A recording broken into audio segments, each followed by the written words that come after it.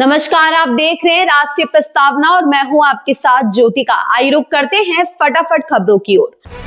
प्रधानमंत्री नरेंद्र मोदी ने अपने जॉर्डन दौरे के आखिरी दिन अम्मान में आयोजित इंडिया जॉर्डन बिजनेस फोरम में हिस्सा लिया। इस दौरान उन्होंने भारत और जॉर्डन के बीच व्यापार और निवेश को बढ़ाने पर चर्चा की। साथ ही प्रधानमंत्री ने दोनों देशों के व्यावसायिक नेताओं से बातचीत की और आर्थिक सहयोग को मजबूत करने के नए अवसर तलाशने पर जोर दिया और दोनों देशों के बीच व्यापार और सहयोग को लेकर अहम बातें भी कही। राष्ट्रीय राजधानी क्षेत्र में शामिल हापुड़ में आयोजित निवेशक सम्मेलन 1300 करोड़ रुपए के निवेश प्रस्ताव मिले हैं। आधिकारिक बयान के मुताबिक उत्तर प्रदेश के मुख्यमंत्री योगी आदित्यनाथ के नेतृत्व वाली सरकार राज्य को निवेश और औद्योगिक विकास का बड़ा गंतव्य बनाने की ओर अग्रसर है। इसी कड़ी में हापुड़ अब दिल्ली एनसीआर क्षेत्र में निवेश के एक केंद्र के रूप में तेजी से उभर रहा है। दिल्ली में कड़ाके की सर्दी ने अभी दस्तक नहीं दी है, लेकिन कोहरे की एंट्री हो गई है। सोमवार को सुबह के समय कोहरा देखने को मिला। इस कारण से पालम पर दृश्यता 100 मीटर से कम दर्ज की गई। वहीं मंगलवार को भी मध्यम से घना कोहरा छाए रहने का अनुमान है।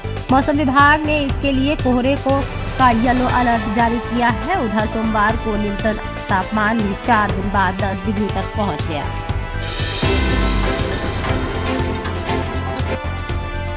प्रधानमंत्री नरेंद्र मोदी ने जॉर्डन के दौरे के दौरान साफ शब्दों में कहा कि भारत और जॉर्डन आतंकवाद के खिलाफ एक जैसी और स्पष्ट सोच रखते हैं। जॉर्डन के राजा अब्दुल्ला द्वितीय से मुलाकात के बाद पीएम मोदी ने कहा कि दोनों देश आतंकवाद, कट्टरपंथ और उग्रवाद के खिलाफ मजबूती से खड़े हैं।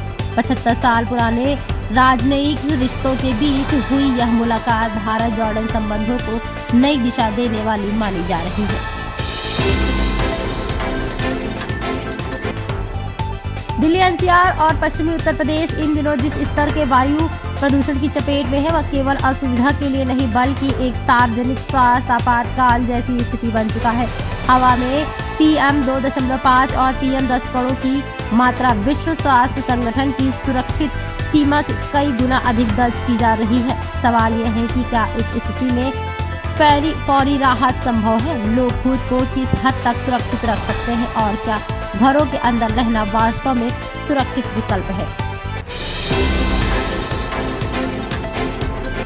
अमेरिका के राष्ट्रपति डोनाल्ड ट्रंप द्वारा बार बार किए जा रहे उस दावे पर कांग्रेस नेता शशि थरूर ने साफ शब्दों में सवाल खड़े किए हैं, जिसमें कहा जा रहा है कि भारत और पाकिस्तान के बीच मई में हुए सैन्य तनाव को खत्म कराने में व्यापार का इस्तेमाल किया गया। थरूर ने कहा कि सरकार के अलग अलग स्तरों में से हुई बातचीत के आधार पर यह साफ है कि ना तो भारत पर किसी तरह की व्यापारिक दबाव डाला गया है और ना ही अमेरिका की ओर से यह कहा गया है कि भारत को क्या करना चाहिए और क्या नहीं।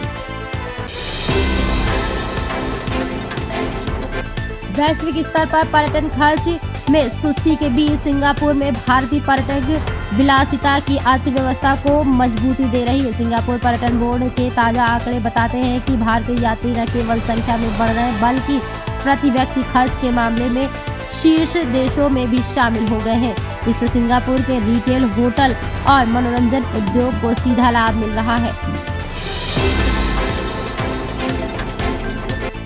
राज्यसभा में केंद्रीय स्वास्थ्य मंत्री JP नड्डा ने कई सारे मुद्दों पर चर्चा की। इस दौरान उन्होंने चुनाव सुधार से लेकर विपक्ष द्वारा लगाए जा रहे आरोप तक मामले में नड्डा ने सरकार का रुख साफ किया है। उन्होंने कहा कि मोदी सरकार संसद में किसी भी मुद्दे पर चर्चा से कभी पीछे नहीं हटती। उन्होंने स्पष्ट किया है कि सरकार लोकतंत्र और संसदीय व्यवस्था में पूरा विश्वास रखती है और हर विषय पर खुले मन से चर्चा के लिए तैयार रहती है।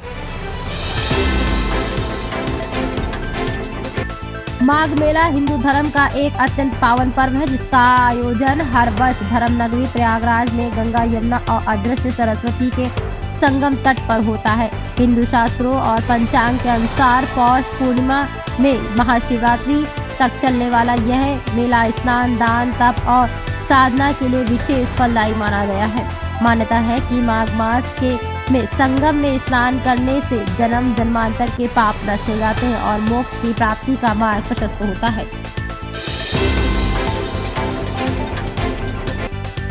हिम्मत है तो आ, ये खड़ा है हिंदुस्तान। सनी देओल की दमदार आवाज में बॉर्डर 2 का टीजर रिलीज। एक बार फिर सिनेमाघरों में दिखेगी भारतीय सेना की शौर्य की कहानी। अब फैंस का इंतजार खत्म हुआ और सनी देओल, वरुण धवन, दिलजीत दोसांझ और आहार शेट्टी स्टारर बॉर्डर 2 का टीजर आज रिलीज हो गया है। टीजर में एक्शन और इमोशन के साथ शौर्य की गाथा देखने को मिलती है।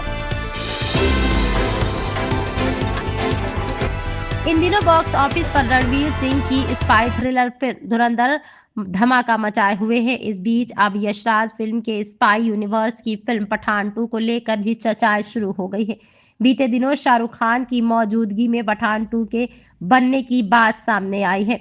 इसके बाद अब शाहरुख खान की इस आगामी फिल्म को लेकर एक नई चर्चा जोरों पर चल रही है। इन चर्चाओं के सामने आने के बाद अब पठान 2 को लेकर फैंस का उत्साह और भी बढ़ गया है।